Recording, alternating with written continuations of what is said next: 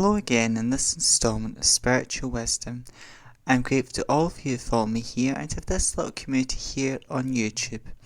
And if you're new here, my name is Nicholas and on my channel I talk about witchcraft, Wicca, paganism, self-love and all matter of philosophical and spiritual topics. So if you're interested in those types of things, you know what to do. Please subscribe, join this amazing community and click the bell icon to be notified each time I post a new video. Now, today I'm going to talk about things that are good to do at the first of the month. Good spiritual things to do at the first of the month. So when I'm recording this is the 1st of June, when this has been recorded. Now, when it's a new month, it's like a new chapter, a new beginning. So it's a good idea to cleanse your home. Now, depending on your living situation, that will depend on how you're able to cleanse your home. If you live with parents or guardians, you may not be able to do a full smudge cleanse or a full cleansing. It depends on your living situations. Like, I know if I was to do like a big smudge cleansing, I would have to take up my mum and ask her if that would be okay to do a big smudge cleansing. When you live with parents or guardians, you know, you have to respect their boundaries. But a place, if you're living with parents or guardians, are that depending on your situation. But most, a good place that you should always keep clean is your bedroom, because it's a place you sleep in, it's a place you rest in. And if you're living, especially if you're living with family, then your bedroom's like your sanctuary, your safe space, and then it's your little space. And then if you're living by yourself, well, you've got more range to do a lot more spiritual things in your home. But that was something I was doing today. It was my friend's birthday and we were celebrating his birthday together and had quite a relaxing evening together. But also he just felt today he was in this mood to cleanse his room and get all the old sort of rubbish out. So even though he was physically cleaning it, it was very spiritual, because as he was cleaning, getting rid of all the things he didn't need anymore, and he was making room for new space, new things.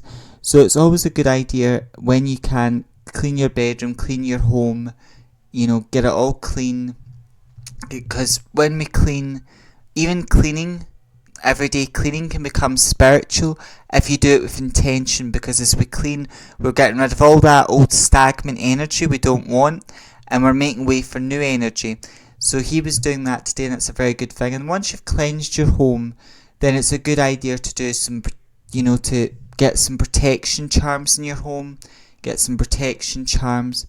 And at your doorway, now this is sort of a new age, you could say a new age spiritual practice. It's a very modern spiritual practice, and many of us as witches do it, and many people in a spiritual path do it, but not everyone does it. And that could be sprinkling herbs at your front doorway. So things like cinnamon. Cinnamon's very good for money, prosperity. So once you've cleansed your home, that's the first thing you could do. Then create some charms for protection, good luck from protection wands around your home, to bring good things in, to bring blessings in. And at the front door, you could sprinkle some oregano, because oregano is very good for happiness, joy, good health, and positive energy, because it connects with the sun. And then cinnamon is very good for money, prosperity, good luck. So if you want to bring like money, wealth into your home, sprinkling some cinnamon at your front door is very good for that. Now this practice, you can do it every first week of so be that Monday or Sunday, the first day of the week. You can sprinkle some herbs at your front entrance doorway. This is a practice I do to bring good luck, good prosperity into the home. That is a practice you can do. But even if it's a new month, you can do this practice as well. And it being a new month, you can do you can also set some new goals. You could set goals and intentions for the new month ahead as well. So write down your goals and intentions as well, and it's a good idea to set goals and intentions. And then what you could do in it being a new month, you could write down your goals and intentions, write them down on a piece of paper, And then that one's your one to reflect on, and then you're going to take a normal piece of paper like this, and then you would write your intention on it, fold it towards you, and then you would just burn it in your cauldron. So that is a magical practice I do. So you can do that in a new month as well. Set new goals, new intentions, write them down on a piece of paper, so you've got that clarity about what do you want to do this month, what do you want to achieve this month, and then write down your goals on a piece of paper, fold it towards you because you want to bring that energy in, and burn it. This practice could be done outside and use your fire resistant dish, which in my case would be a cauldron, for manifesting. So these are just a few ideas, but a new month is a new chapter, and in many ways, one thing that witchcraft has taught me, because witchcraft is an art, it's a practice.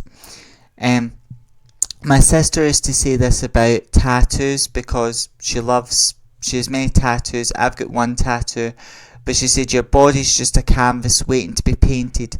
Now our life is like that. Our life is a blank canvas, but we shape it. Our choices, our actions, the decisions we make right now shape our life, they shape our future. And as witches, witchcraft is an art, we are the artist.